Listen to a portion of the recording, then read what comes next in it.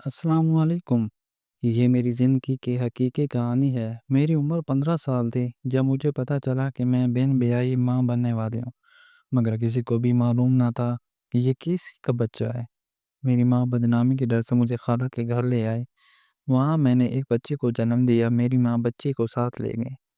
چند روز بعد جب میں ابھی بھی بستر پہ تھی، دروازے پر دستک ہوئی۔ خالہ نے در کھولا تو یہ دیکھ کر ہمارے ہوش اڑ گئے۔ سچی کہانی، یہ کہانی حقیقت پر مبنی ہے اور جن خاتون کی حقیقی زندگی سے تعلق رکھتی ہے، میں انہی کی زبانی بیان کر رہی ہوں۔ کہانی میں اصلی ناموں کی جگہ فرضی نام استعمال کیے گئے ہیں۔ کہانی شروع کرتے ہیں۔ سمن جو 17-18 برس کی ایک دلکش لڑکی تھی، اس سے میری ملاقات جیل میں ہوئی تھی۔ ان دنوں میں ایک خواتین کی تنظیم کی جانب سے بے سہارا عورتوں کی بہبود کے لیے جیل گئی تھی۔ وہاں مختلف عمر کی عورتوں کے پاس سے گزرتے ہوئے اچانک میری نظر اس کم عمر معصوم صورت لڑکی پر پڑی۔ دل میں خیال آیا، نہ جانے اس نے ایسا کون سا جرم کیا ہے کہ اتنی کم عمر میں جیل ہو گئی۔ تبھی میں اس کے پاس چلی گئی اور اس سے اس کے بارے میں پوچھنے لگی۔ یوں سمن نے اپنی زندگی کی کہانی مجھے سنائی کہ وہ کس طرح ان سلاخوں کے پیچھے پہنچی تھی۔ آپ بھی اس کی زبانی سنیے۔ ہمارا گھر ایک غریب آبادی میں تھا جہاں زیادہ تر کار مزدور طبقہ لوگوں کے تھے۔ اس آبادی کے قریب ہی ایک کارخانہ تھا جہاں میرا باپ مزدوری کرتا تھا۔ بتاتی چلوں کہ میرے والد صاحب بنیادی طور پر دیہات کے تھے۔ وہ قریبی شہر کے کارخانے میں مزدوری کرنے آئے تھے۔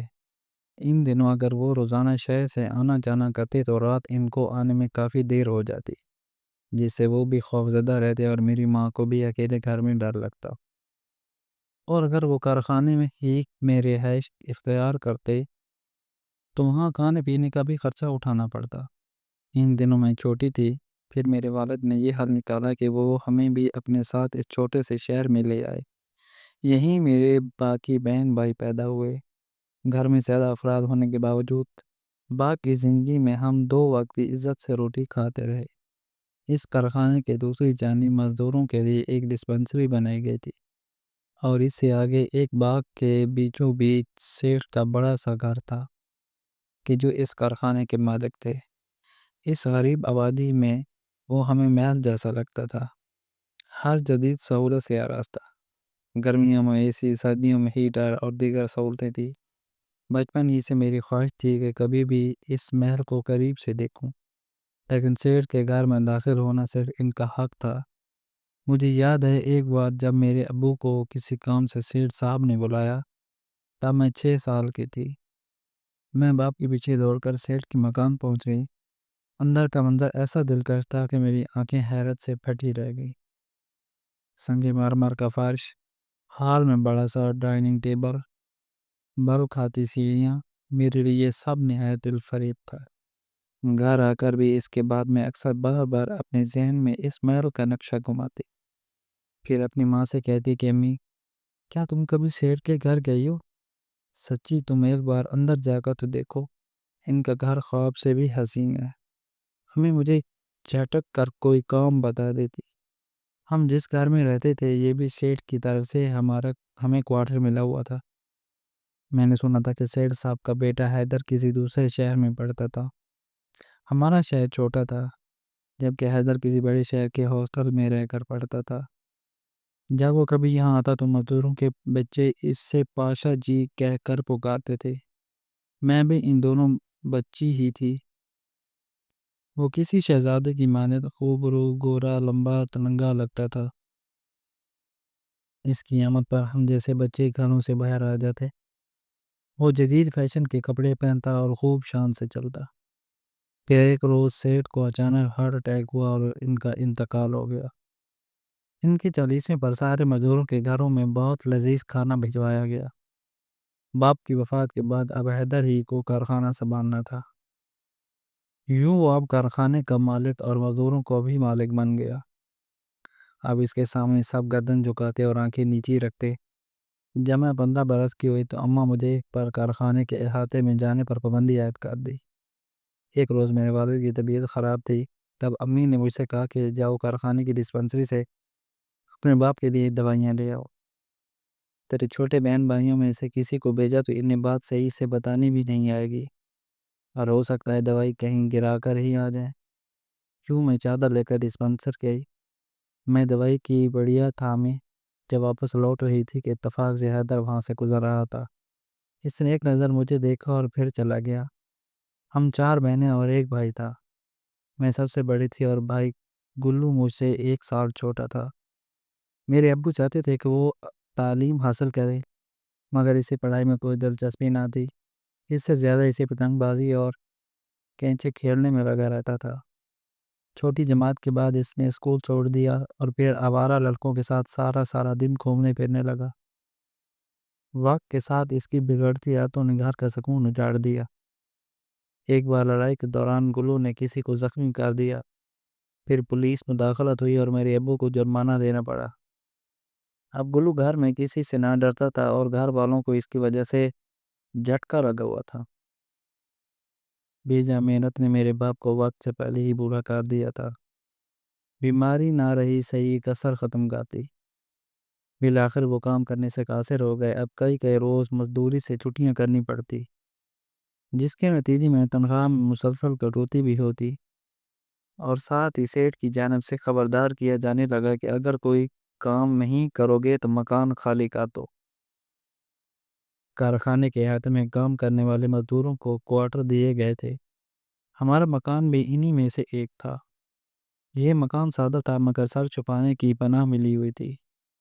یہاں سے بچوں کے لیے اسکول بھی قریب تھا، ڈسپنسری بھی تھی اور سفر کا وقت کی بچت بھی ہو جاتی تھی۔ یہ سب سہولتیں ہم جیسی مزدور طبقہ فیملی کے لیے کسی نعمت سے کم نہ تھی۔ میرے ابو بھلا یہ نوکری کیسے چھوڑ سکتے تھے؟ چاہے جان چلی جاتی مگر مزدور تو کرنی ہی تھی، کیونکہ اتنے بڑے کنبے کا دار و مدار انہی پر تھا۔ وہ بڑی مشکل سے ہمت کرتے مزدوری پر جاتے، مگر پھر چند ہی دنوں میں وہ بستر سے جا لگے۔ انہیں ٹی بی ہو گئی تھی اور وہ اب بالکل مزدوری کے قابل نہ رہے تھے۔ موت ان سے چند قدم کے فاصلے پر تھی، لیکن وہ پہلے ہی اس خوف سے مر جاتے تھے کہ اگر ان کا کام چھوٹ گیا تو ہمارا کیا بنے گا۔ مگر ہونی کو رہتی ہے، آخر کار زندگی نے ان کا ساتھ توڑ دیا اور وہ ہمیں چھوڑ کر حقیقی مالک سے جا ملے۔ وہ کے جانے کا صدمہ ایک طرف، دوسری طرف ان کے بعد ہم تو فاقوں کے گرداب میں پھنس گئے۔ گلو بھی اب گم سم سا ہو گیا، اپنی شرارتیں، اپنی چوکڑیاں سب جیسے بھول گیا تھا۔ گھر میں چولہا ٹھنڈا رہنے لگا۔ اپنی ماں کی بے بسی دیکھ کر میرا بس نہیں چلتا تھا کہ ابو کے کپڑے پہن کر مزدوروں کی قطار میں جا کھڑی ہو تاکہ کسی طرح گھر کا چولہا تو جلتا رہے۔ ماں کی نظریں گلو پر لگی تھی کہ دیکھیں اب وہ کیا کرتا ہے۔ گلو امی کے سمجھانے پر سیٹھ حیدر کے پاس گیا، مگر اس نے یہ کہہ کر اسے مزدور رکھنے سے انکار کر دیا کہ وہ ابھی بہت چھوٹا ہے، وزنی کام اس سے نہیں ہو سکے گا۔ اس کے ساتھ ہی 3 روز بعد سیٹھ حیدر نے ایک آدمی کے ہاتھ پیغام بھیجوا کر ہمیں مکان خالی کرنے کا حکم بھی دے دیا۔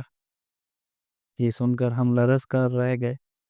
ہم گاؤں بھی کیسے جاتے کہ وہاں بھی ہم زمیندار کی زمینوں پر بنے گھر میں رہتے تھے، وہاں رہنے کے لیے بھی کسی خدمت گار کی ضرورت تھی۔ اب ہمارے پاس سر چھپانے کو کوئی اور ٹھکانہ نہ تھا۔ میری ماں اس آدمی سے کہنے لگی، بھائی صاحب ہم مقام کیسے خالی کریں؟ ہمارے پاس اور کوئی ٹھکانہ نہیں ہے۔ میں سیٹھ کے پاس جا کر فریاد کروں گی کہ میرا شوہر تمام عمر ان کے کارخانے میں کام کرتا رہا ہے اور وہ اس کے آنکھ بند کرتے ہی ہمیں در بدر کر رہا ہے۔ آخر یہ کہاں کا انصاف ہے؟ ماں یہ کہتے ہوئے میری چھوٹی بہن کو سینے سے لگائے زاروں پہ تار رہی تھی۔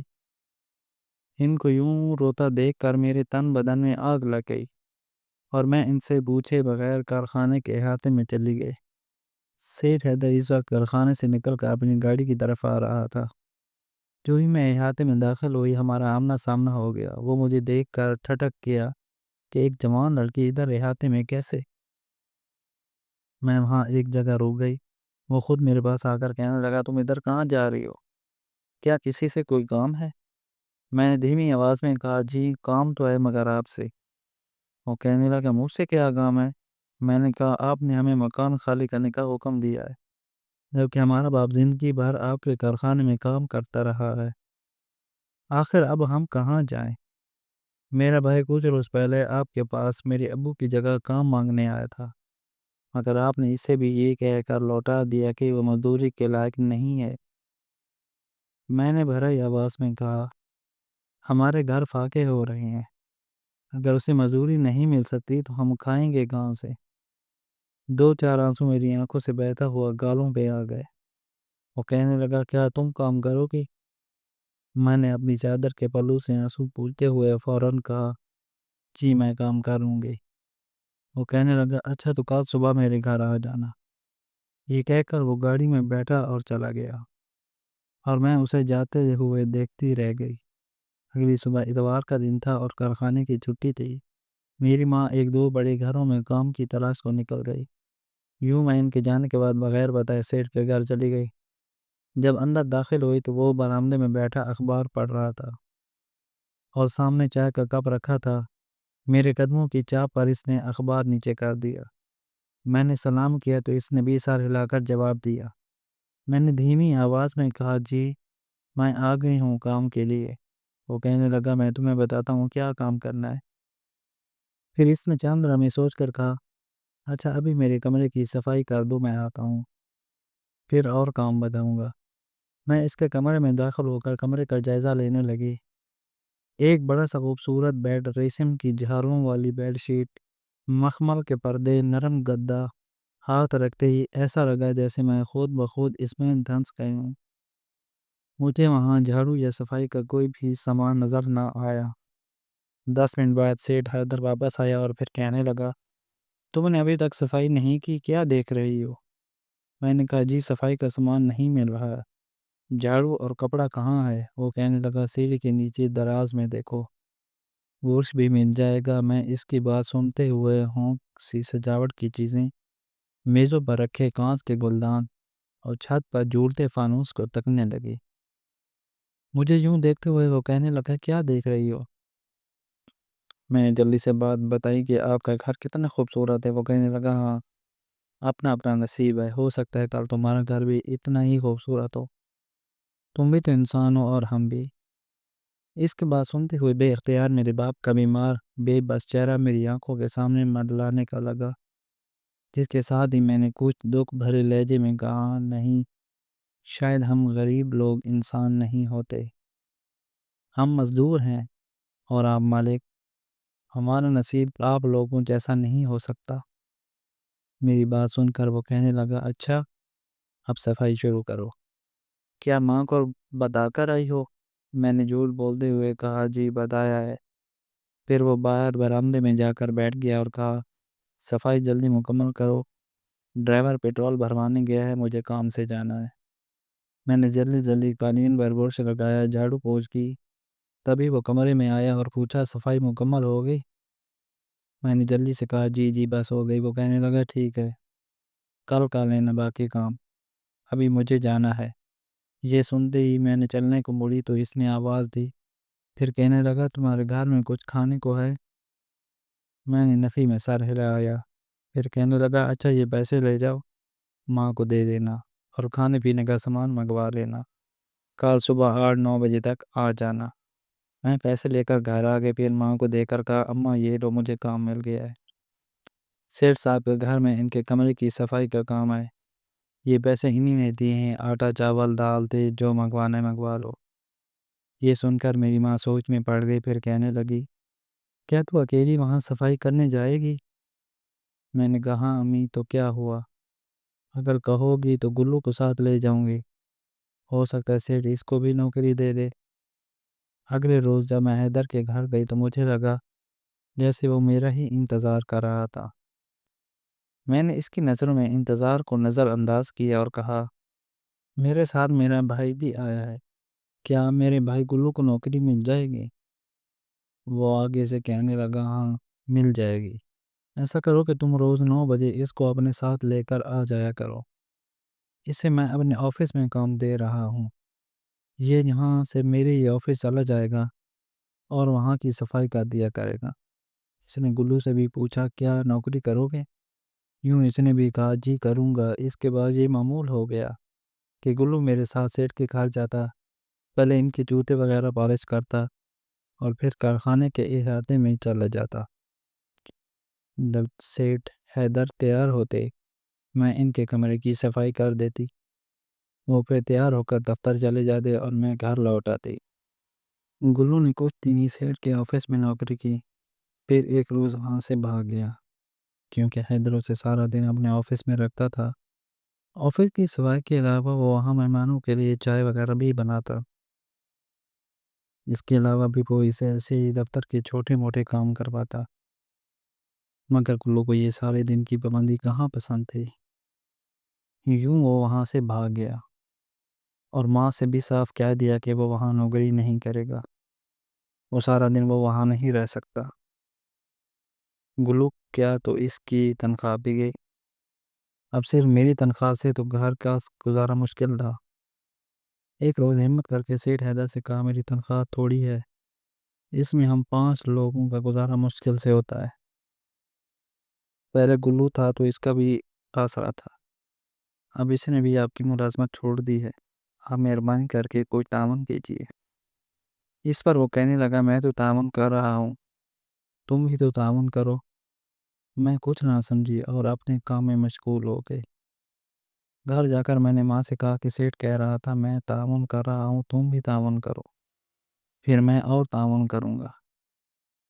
میری امی سوچنے ہی کہنے لگی، شاید اس لیے کہ دراصل اس کی والدہ اور بہن دبئی میں بڑے بیٹے کے پاس رہتی ہیں، میں نے سنا ہے کہ وہ آنے والے ہیں، ظاہر ہے تب ان کے گھر کا کام بھی بڑھ جائے گا، ہو سکتا ہے پھر تمہیں وہاں سارا دن کام کرنا پڑے، وہ اسی وجہ سے کہہ رہا ہوگا۔ میں نے امی سے کہا، ٹھیک ہے، سمجھ گئے امی، جب تک وہ آئیں گی میں اچھے سے ادھر کام کرتی رہوں گی، کیا خبر جب ان کا کام بڑھ جائے تو پھر وہ تم کو بھی بلا لے، پھر ہماری تنخواہ بڑھے گی تو گھر کا گزارا بہتر ہو جائے گا۔ میں اپنی ماں کو تسلیاں دینے لگی کہ تم دیکھنا سب بہتر ہو جائے گا، میں ہوں نا تمہارے ساتھ۔ یوں میں اپنی طرف سے اچھے سے کام کر کے سیٹھ حیدر سے تعاون کرتی رہی۔ جب ان کا باورچی چلا گیا تو ان کو ناشتہ اور کھانا وغیرہ بھی بنا دیتی تھی، جس کے بدلے انہوں نے میری تنخواہ بڑھا دی۔ یوں بہمی تعاون کی یہ رسی لمبی ہوتی گئی، اس آس میں کہ شاید ہم گھر والوں کی مرادوں کی جوڑی بھر جائے۔ دن گزرتے گئے اور ایک روز ایسا آیا کہ سیٹھ کے نوکر اور ڈرائیور جو آپس میں ماموں اور بھانجے تھے، ایک ساتھ اپنے گاؤں چلے گئے کہ ان کے کسی قریبی رشتہ دار کی شادی تھی۔ اب جب میں سیٹھ کے گھر جاتی تو بڑی سی حویلی مجھے بائیں بائیں کرتی ملتی، نہ نوکر، نہ ڈرائیور اور نہ مادی۔ میں پہلے کچن کا کام کرتی، سیٹھ ناشتہ کر کے آفس چلا جاتا اور میں ان کے گھر کی صفائی شروع کر دیتی۔ مالک کے جانے کے بعد سے ایک لڑکا جو کارخانے کے کسی مزدور کا بیٹا تھا، وہ شام کو سیٹھ کے باغ میں پانی دینے آتا تھا، تب تک میں گھر کا کام کاج سمیٹ کر جا چکی ہوتی۔ ایک روز سیٹھ حیدر آفس سے جلدی گھر آ گیا اور آتے ہی مجھ سے کہنے لگا، کھانا لگا دو۔ میں نے جلدی سے ٹیبل پر کھانا لگا دیا، پھر وہ کہنے لگا، آج لڑکا چھٹی پر ہے، تم ہی پودوں کو پانی دے دو۔ میں نے اس کے حکم کی تعمیل کی۔ جب میں باغ کا کام مکمل کر کے لوٹی تو حیدر اپنے کمرے میں جا چکا تھا۔ میں ان کے کمرے کی طرف گئی اور دروازے پر کھڑے رہ کر بتایا کہ اب میں گھر جا رہی ہوں۔ اس نے مجھے آواز دے کر کہا، رکو، تھوڑا سا اور تعاون کر دو، تیل سے میرے پیروں کی مالش کر دو۔ میں جی میں سر ہلاتے ہوئے باہر نکل گئی، کچن میں رکھی تیل کی بوتل سے تھوڑا سا تیل پیالی میں انڈیلا اور پھر واپس کمرے میں آ گئی۔ مجھے اب ان کے پاس کام کرتے تقریباً 3 ماہ ہونے کو آئے تھے اور میں اب حیدر سے کافی مانوس ہو چکی تھی۔ پیروں کی طرف جا کر میں نے ان کے پاؤں کے تلوؤں کو تیل لگایا اور پھر تھوڑی دیر مالش کی، پھر انہوں نے مجھے چند نوٹ دیے اور کہا، ایسے ہی جب کام بڑھتا جائے گا تو میرا تعاون بھی بڑھتا جائے گا۔ یوں رفتہ رفتہ ان کے پیروں کی مالش بھی میرے فرائض میں شامل ہو گئی اور اسی طرح میری اجرت میں بھی اضافہ ہوتا رہا۔ میں خوش ہوتی کہ آج ماں کو یہ پیسے دوں گی تو وہ خوش ہو جائے گی۔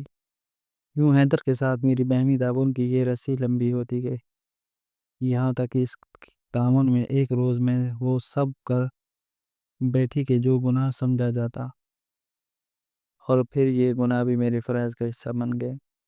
یوں میں اپنی عمر کی ساری جمع پونجی لوٹا کر بھی مرادوں کو جوڑی نہ بھر سکی۔ میں ایک مزدور کی مفلس بیٹی قریب سے قریب تر ہو گئی، صرف اپنے گھر والوں کے پیٹ کا دور بھرنے کے لیے۔ ایک روز مجھ پر یہ انکشاف ہوا کہ میں بن بیائی ماں بننے والی ہوں۔ میری ماں نے اب سینہ پیٹ لیا۔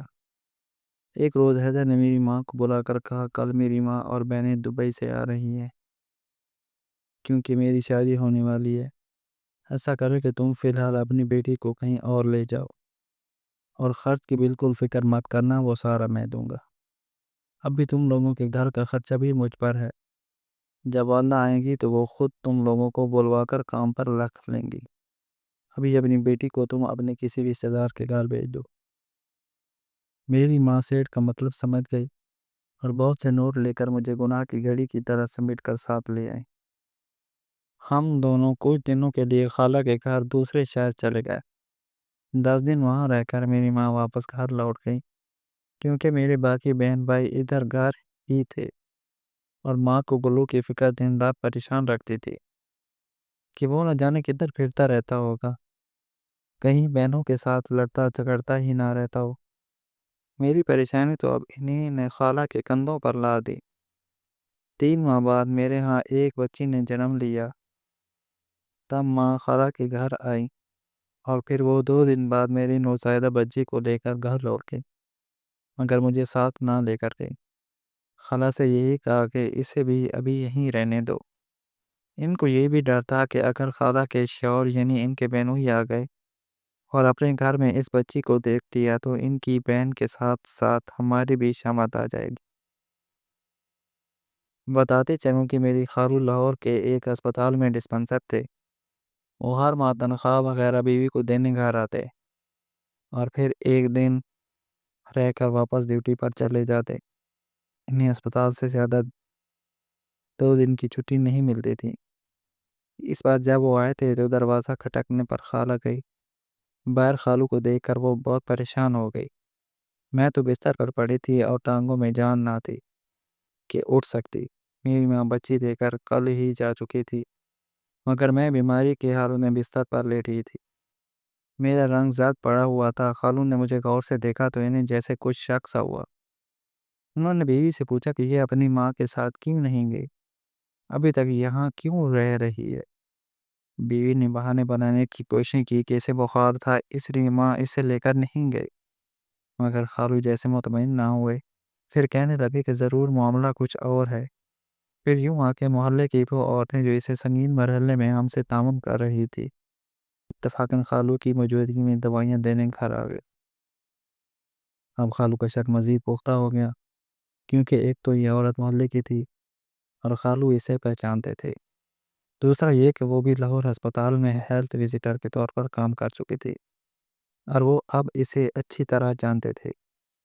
وہ عورت خالو کے سامنے چپ رہی اور کوئی ایسی ویسی بات نہ کی، مگر اس کے گھر سے نکلتے ہی خالو نے باہر جا کر اس سے کچھ بات کی، اور پھر شدید غصے سے بے قابو ہوتے ہوئے گھر آ کر کہنے لگے، مجھے سارے معاملے کا پتہ چل چکا ہے۔ مجھ پر چلاتے ہوئے کہنے لگے، کس کے ساتھ منہ کالا کیا ہے؟ تو جیسی اولاد کو تو پیدا ہوتے ہی مار جانا چاہیے تھا۔ پھر وہ بیوی سے کہنے لگے، تم اپنے اس نابکار بانجی کو واپس اس کے گھر روانہ کرو۔ خالہ کہنے لگی، ابھی وہ اس حالت میں نہیں ہے، جب کچھ حالت سنبھالنے گی تو میں خود اسے گاڑی پر بٹھا دوں گی۔ مگر خالو کچھ بھی نہیں سننا چاہتے تھے۔ وہ کہنے لگے، جب میں دوبارہ گھر میں قدم رکھوں تو یہ مجھے یہاں نہ دکھی، ورنہ اس کی ذمہ دار تم خود ہوگی۔ یہ کہہ کر وہ غصے میں گھر سے چلے گئے۔ 3 روز بعد میرا بھائی گلو گھبرایا ہوا خالہ کے گھر آیا اور بتایا کہ ماں کو پولیس پکڑ کر لے گئی ہے، کیونکہ پولیس کو کسی نے اطلاع دی تھی کہ اس عورت کے پاس ایک نوزائیدہ بچی ہے۔ اس کا شوہر تو مر چکا ہے اور بچیاں ابھی نہیں بھی آئیں۔ نہ جانے یہ بچی یہ کہاں سے اغوا کر کے لائی ہے۔ ان دنوں حیدر اپنی شادی رچانے اسلام آباد گیا ہوا تھا، اور اس کے گھر والے بھی ساتھ گئے ہوئے تھے۔ یہ سب سن کر خالہ گھبرا گئی اور غصے سے مجھ سے کہا، تو فوراً گلو کے ساتھ ماں کے گھر چلی جا۔ اگر تو اس کے ساتھ نہیں جاتی تو پھر جہاں چاہے چلی جا، مگر اب میرے گھر نہ رہو، ورنہ مجھے لگتا ہے کہ پولیس یہاں بھی آ جائے گی۔ گلو جو پہلے ہی گھبرایا ہوا تھا، خالہ کو غصے میں دیکھ کر اور گھبرا گیا اور فوراً گھر سے چلا گیا۔ مگر اسی روز نہ جانے کیسے خالو بھی گھر آ گئے۔ خالہ اب بہت ڈر گئیں۔ خالو نے غصے میں کہنے لگے یہ ابھی تک ادھر کیوں ہے؟ پھر کہنے لگے صبح اس بدبخت کو لے جا کر بس اڈے پر چھوڑاؤ، ورنہ پولیس یہاں ہمارے گھر تک بھی آ جائے گی اور ہماری بہت بدنامی ہوگی۔ یہ لڑکی ہمیں بھی مصیبت میں ڈال دے گی، جیسے اس کے کرتوتوں نے اس کی ماں کو مصیبت میں ڈال دیا ہے۔ خالہ کی یہ باتیں چھری کی طرح میرے دل پر لگی۔ اسی رات جب خالو اور خالہ سو رہے تھے، میں ان کے گھر سے نکل پڑی اور لاری اڈے پہنچی۔ اس وقت وہاں پر آخری بس بالکل جانے کو تیار کھڑی تھی اور میں اس میں سوار ہو گئی۔ صبح کے 3 بجے میں بس سے اتری، مگر وہاں نہ کوئی بندہ نہ بندے کی ذات۔ ایسے میں مجھے رکشہ یا سواری کیسے میں تھی میں جس پر گھر جاتی، اوپر سے جس میں اتنی سکت نہ تھی کہ یہ سفر پیدل طے کر پاتی۔ میں خوف زدہ بھی تھی کہ بالکل تنہا تھی۔ میں نے پیدل ہی چلنا شروع کر دیا۔ اتنے میں ایک وین پیچھے سے آئی اور میرے پاس آ کر رک گئی۔ ڈرائیور نے پوچھا کہاں جانا ہے؟ میں نے وین میں دیکھا تو اس کے سوار کوئی سواری نہ تھی۔ میں نے اسے کوئی جواب نہ دیا اور سیدھا چلنا شروع کیا۔ تبھی وہ کہنے لگا میں گاڑی ابھی نکال کر لایا ہوں، ابھی تھوڑا سا آگے اور سواریاں مل جائیں گی، آپ مجھے بتا دو کہاں جانا ہے۔ مجھ میں بھی چلنے کی ہمت نہ ہو رہی تھی، سوائے اس کی بات پر یقین کرتے ہوئے کسی جگہ بتا کر اندر بیٹھ گئی۔ دل میں یہی آیا کہ ابھی آگے اور سواریاں بیٹھ جائیں گے، مگر وہ ڈرائیور اچھا آدمی نہ تھا۔ جب مجھے ہوش آیا تو میں وین کی بجائے ایک مکان میں تھی اور وہی آدمی میرے پاس موجود تھا۔ چند روز اس نے مجھے اپنے ایک دوست کے خالی مکان میں رکھا، پھر اپنے ایک اور دوست کے حوالے کر دیا۔ 2 ماہ اپنے پاس رکھنے کے بعد ایک روز وہ مجھے زبردستی ایک ہوٹل لے گیا۔ وہاں اسی رات پولیس کا چھاپا پڑ گیا اور میں بھی دوسرے لوگوں کے ساتھ جیل پہنچ گئی۔ پھر سمن مجھ سے مخاطب ہو کر کہنے لگی بی بی جی، شاید آپ کو بھی معلوم ہو کہ کچھ ماہ پہلے پولیس نے ایک ہوٹل پر چھاپا مارا تھا اور چند مرد عورتوں کو بدکاری کے الزام میں گرفتار کیا تھا۔ بس میں بھی انہیں میں تھی۔ تب سے میں اس جیل میں ہوں، کیونکہ مجھے چھڑوانے والا کوئی نہیں۔ جبکہ ایک پولیس والے سے معلوم ہوا کہ میری ماں بھی دوسری جیل میں ہے۔ بہن بھائیوں کو کچھ پتہ نہیں تھا کہ کہاں ہے۔ سمن کی کہانی سن کر مجھے بے حد دکھ ہوا۔ سوچا کہ اصل مجرم کون ہوتا ہے اور سزا کس کو ملتی ہے۔ ہمارے معاشرے میں غریب ہونا بھی ایک جرم ہے۔ اللہ پاک سے دعا ہے کہ وہ سب بہنوں بیٹیوں کے نصیب اچھے کرے۔ مزید دلچسپ سچی کہانی کے لیے چینل کو سبسکرائب کریں۔